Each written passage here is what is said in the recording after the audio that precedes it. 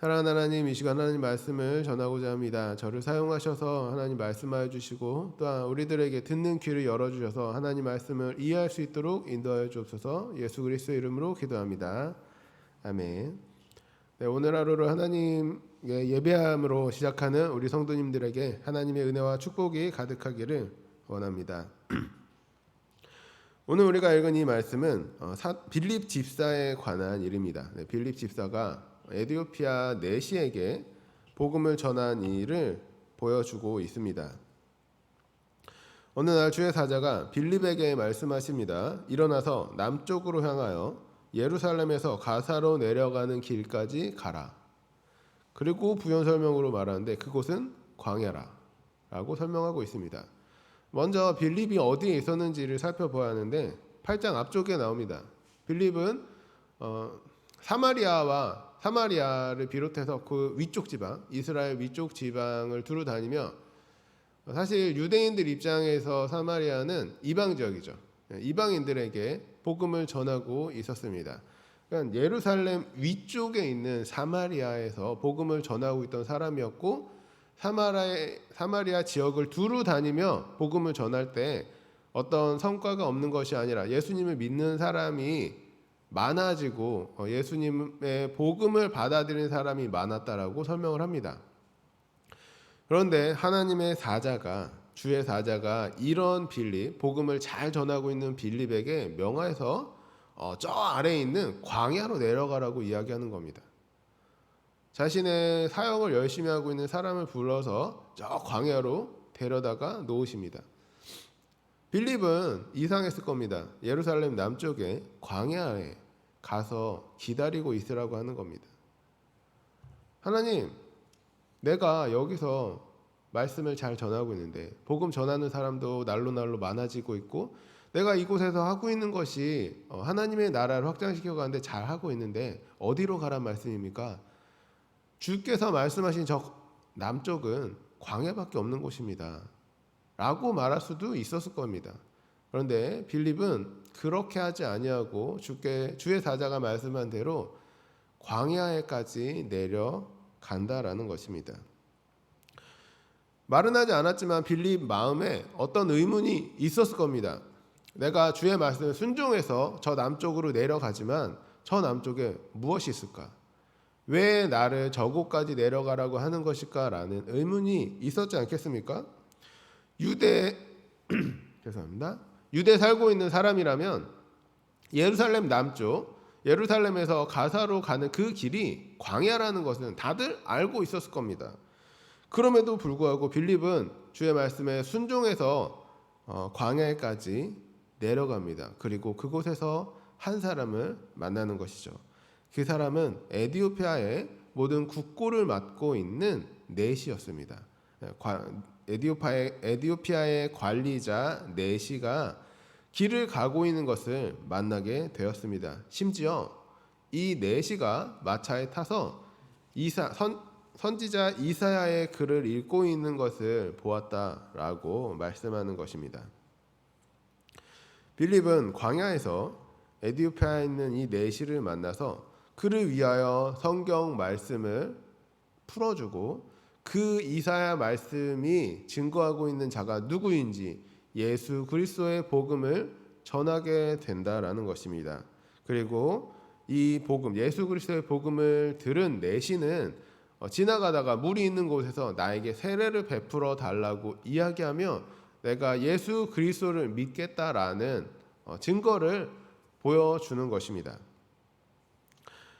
그 자리에서 빌립은 내시에게 세례를 베풀었고 빌립은 내시에게 세례를 베풀고 그를 물속에 담궜다가 일어나면서 주의 사자가 그를 데려가셔서 그 두 사람이 더 이상 만날 수 없도록 하셨습니다. 이 말씀도 조금 논란도 있고 재미있는 부분일 수도 있는데 주의 영이 빌립을 이끌어 가셔서 두 사람이 만날 수 없었다라는 것이죠. 이것은 빌립의 자의로 되어진 것이 아니라는 것입니다. 빌립은 이렇게 세례를 받고 이제 복음을 처음 접한 이 내시에게 얼마나 할 말이 많았겠습니까? 어떻게 해야 하는지, 너가 앞으로 어떻게 예배를 하고 복음을 믿고 이런 거를 많이 설명해 주어야 했을 텐데 이 내시가 더 이상 빌립을 볼 수 없었다라는 것입니다. 주의 사자가 빌립을 사마리아에서 끌어내셔서 광야로 이끌어갔지만 그곳에서 빌립이 해야 할 일을 모두 마친 것입니다. 그리고 보면 아소도라는 도시에 나타나서 그곳부터 여러 곳을 다니면서 복음을 전하였다라고 말하고 있습니다. 그러니까 이 두 지역 간에는 어느 정도의 거리 간격이 있습니다. 그러니까 그래서 요 부분은 약간의 논란이 있는 말씀이기도 합니다. 어찌되었든 오늘 말씀은 포커스가 여긴 아니니까요. 네, 그래서 이 빌립을 하나님께서 사용하셔서 말씀을 잘 전하고 있는 여러 사람에게 많은 사람들에게 복음을 전하고 있고 자신의 사역을 열심히 하고 있는 이 빌립을 데려다가 저 남쪽에 있는 광야로까지 끌어내려가서 한 사람을 위하여 복음을 전하게 하신다라는 겁니다. 많은 사람을 위해서 사용되던 이 사람을 불러서 단 한 사람을 위해 복음을 전하기를 원하셨다라는 것입니다. 하나님께서는 우리들의 생각과는 조금 다른 방법으로 말씀을 전하고 복음을 전하실 때가 있습니다. 우리는 생각합니다. 같은 돈으로, 같은 노력으로, 같은 시간으로 여러 사람에게, 더 많은 사람에게 복음을 전하는 것이 더 좋은 일이 아닌가라고 말이죠. 우리는 이 시대를 살아가는 사람들이기 때문에 어쩔 수 없이 효율이라는 것을 생각하게 됩니다.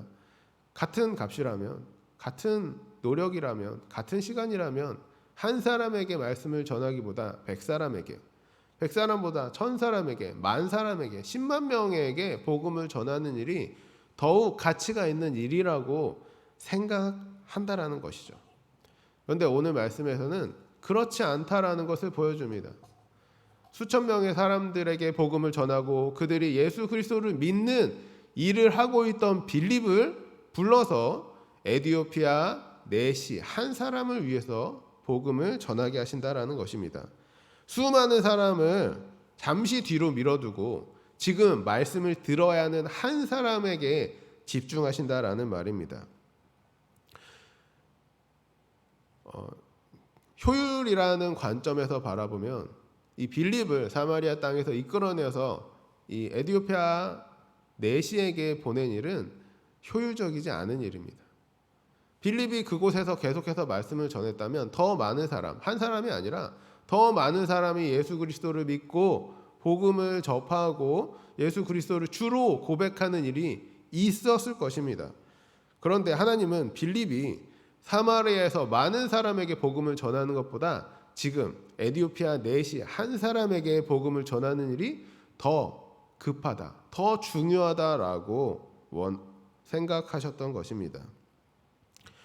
오늘 말씀에서 빌립에게 예수 그리스도의 복음을 접한 이 에디오피아 내시가 고국으로 돌아갔겠죠. 그리고 이 내시가 무엇을 했겠습니까? 그 에디오피아에서 모든 국고를 맡은 관리였던 이 내시가 자신이 받은 그 예수 그리스도의 복음을 그 나라에 전하지 않았겠습니까? 빌립 한 사람을 통해서 빌립은 이 시간 한 사람에게 복음을 전했지만 그로 인해서 이 내시는 고국에 돌아가서 수많은 사람을 전도할 수 있는 전도자가 될 수 있었다라는 것입니다. 한 명의 영혼이 천하보다 귀하다라고 이렇게 말씀하십니다. 우리들은 한 사람에게 복음을 전하는 일이 얼마나 귀하고 소중한지를 알아야 합니다. 우리는 한 사람을 위하여 수많은 시간과 노력과 돈이 들어간다라고 해서 그것을 내려두고 많은 사람들에게 이것을 투입해서 많은 사람이 복음을 전하여 듣기를 원하는 것이 아니라 하나님께서 무엇을 더 원하시는지 고민하고 하나님의 답을 구해야 할 때가 있다라는 것입니다. 복음을 전하는 일은 효율을 따지는 일이 아닙니다. 하나님께서 무엇을 원하는지를 바라봐야 하고 그것을 통해서 내가 한 사람에게 복음을 전한다라 할지라도 하나님께서 그것을 원하신다면 감사히 그 일에 나아가야 한다라는 것이죠. 우리나라에 많은 큰 교회가 있습니다. 심지어 10만 명이 넘는 그런 교회도 있죠. 저희 성도들이 목사들 사이에서도 그럽니다. 성도들이 많으면 큰 목회를 한다라고 합니다. 성도들이 작으면 작은 목회를 한다고 하죠. 과연 그 이야기가 맞는 이야기일까요?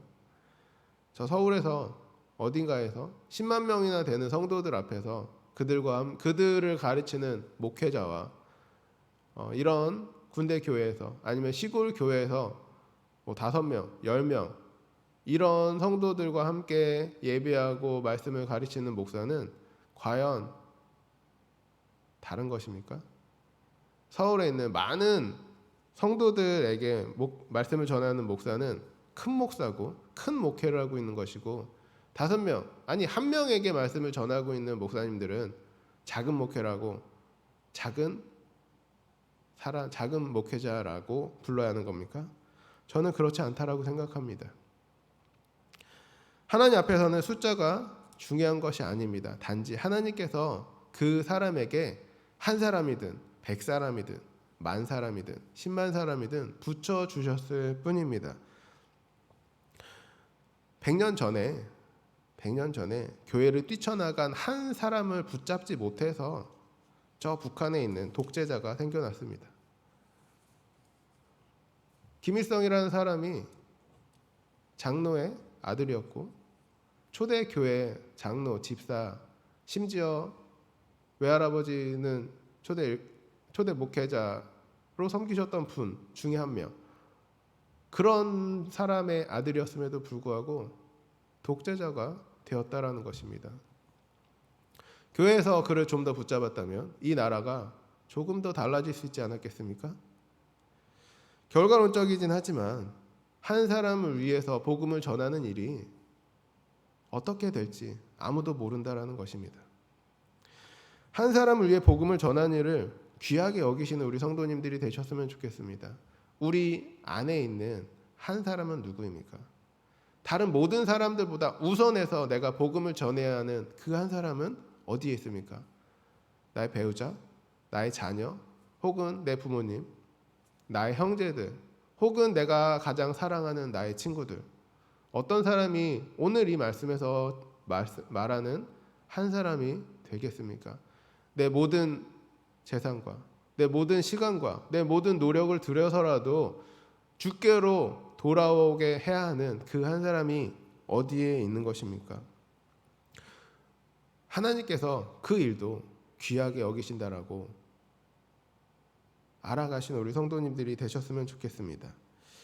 이 일들을 위해서 단 한 사람을 위해서 우리가 노력하였으면 좋겠습니다. 우리에게 주어진 그 한 사람이 하나님께로 돌아오기를 간절히 소망하며 우리가 애쓰고 힘쓸 수 있는 하나님의 자녀로 살아가기를 간절히 소망합니다. 그 일들이 그 한 사람이 주께로 돌아오는 것으로 인해서 하나님께서 그 사람을 보고 그 사람을 통해서 수많은 일들을 하시리라 믿습니다. 우리가 이 일들을 위해서 기도하고 힘쓰고 애쓰고 노력하고 나의 시간과 노력과 돈을 사용할 수 있는 우리 성도님들이 되시기를 간절히 축복합니다. 기도하겠습니다. 사랑하는 하나님 감사합니다. 우리가 오늘 하나님의 말씀을 잠시 살펴보았습니다.